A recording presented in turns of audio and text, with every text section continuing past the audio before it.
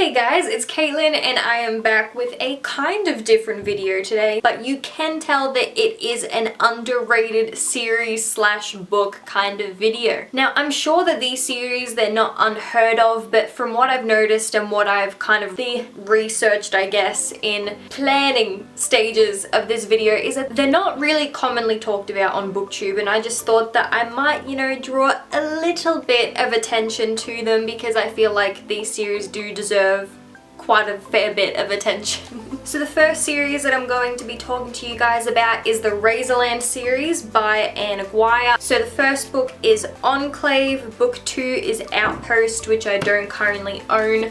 Book 3 is Horde, and then you've got a kind of book 4, which is Vanguard. So just a quick little summary about this book. It's basically the world as we know it has been destroyed by war and plague, and the remaining people have moved underground into what they call enclaves, where it's not likely that you will live like long past the age of 20, basically.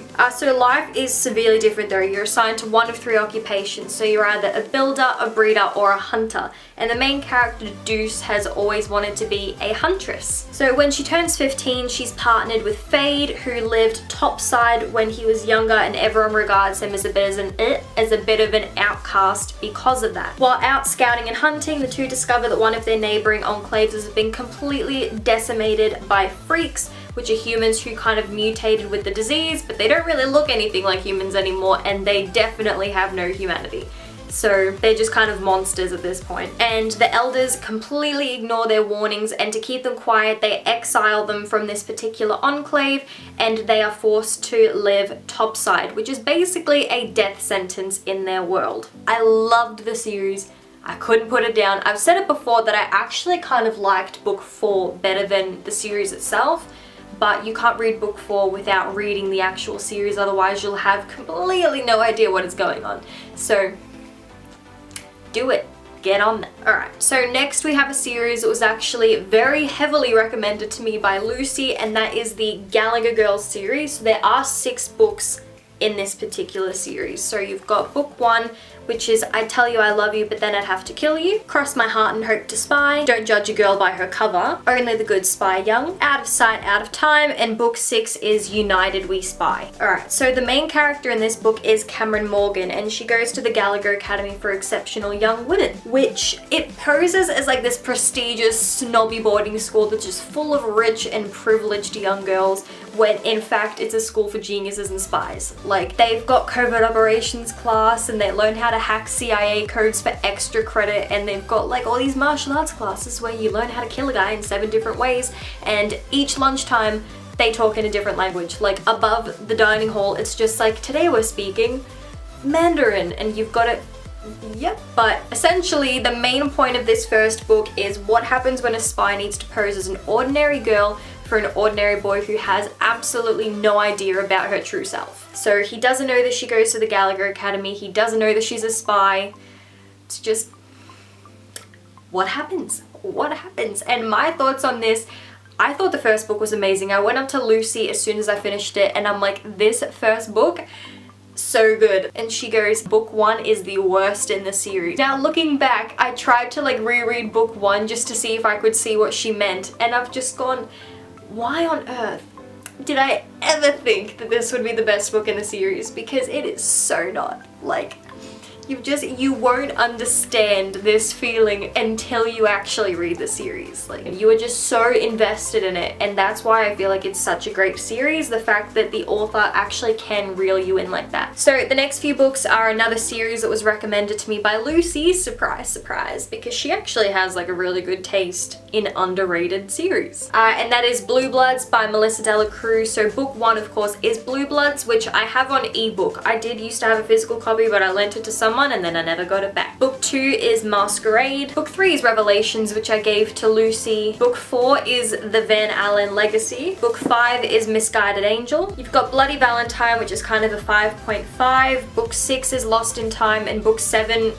book 7 is Gates of Paradise, which I don't own either. So essentially in this series, when the Mayflower set sail to America in 1620, some of the pilgrims were vampires, or blue bloods, as they call themselves, and they also call the series. And what's amazing is that when their cycle comes to an end, their essence in a way is kind of like preserved and contained until it's time for them to walk the world again. So at first they're born as regular children, they don't have memories of their past lives or just what they are until they turn 15, and that's when everything starts to change. And that is the case for all of them except for the main character, of course, who is Skylar Van Allen.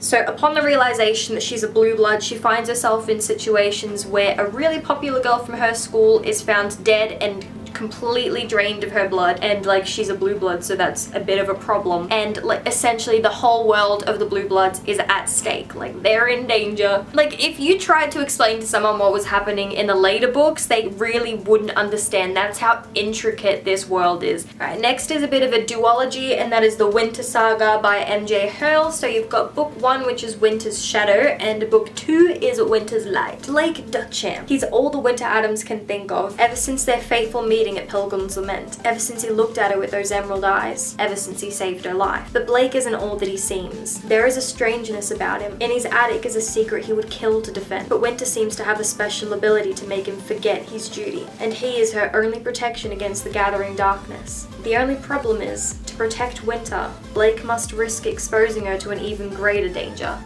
himself. So there are 2 books, like I showed you, the second one being Winter's Light, and for me, when I first read it, it was nowhere near as good as the first one. It's not a commitment if you read book 1 that you have to read book 2. Next, we have the White Rabbit Chronicles by Gina Showalter. So the first book is Alice in Zombieland. The second is Through the Zombie Glass. The third is Queen of Zombie Hearts, and book 4 is A Mad Zombie Party. So I know that this series isn't possibly something that's so underrated because a lot of people do talk about it, but they don't really talk about books 2 through 4. I know a lot of people read the first one and they don't really venture much past that. It's about a girl named Alice. What a shocker. So her dad was always raving about monsters that lurk in the night, and her family kind of always brushed him off as crazy, until one night when Alice and her family get in a car crash and Alice is the only one of her family left alive.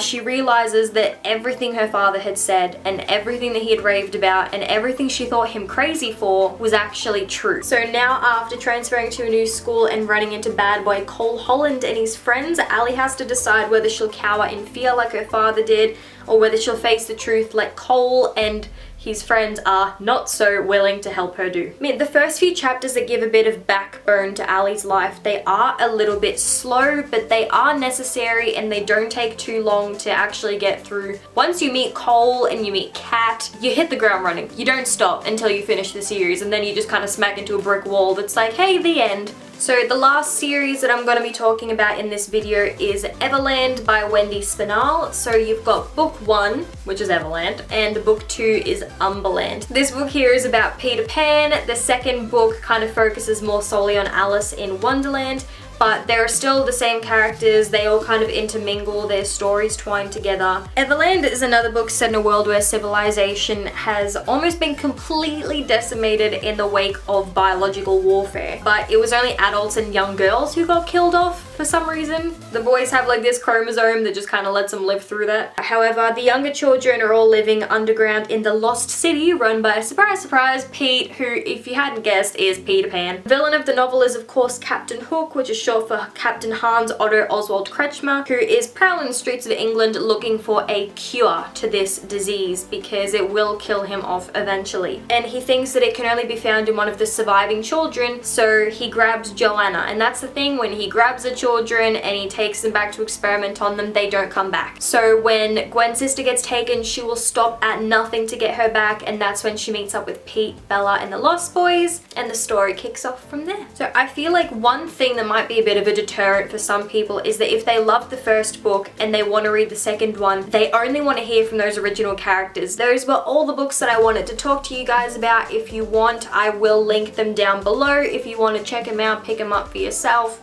I would highly recommend it. So if you liked the video, be sure to give it a thumbs up, hit the subscribe button down below if you haven't already, and if you want to see some more videos with me, maybe they're not all book related, they are so far, but hopefully we can venture a little bit further away from that in the future. Oh, there's just one thing that I want to say before I finish this video, and that is the giveaway I was hosting in my book unhaul that I was doing. That giveaway has closed. It closed on the 30th of March, and congratulations to Emma, who did win the hardcover copies of Empire of Storms and A Court of Wings and Ruin. Thanks for watching. Bye. Oh, I'm horrible at outros.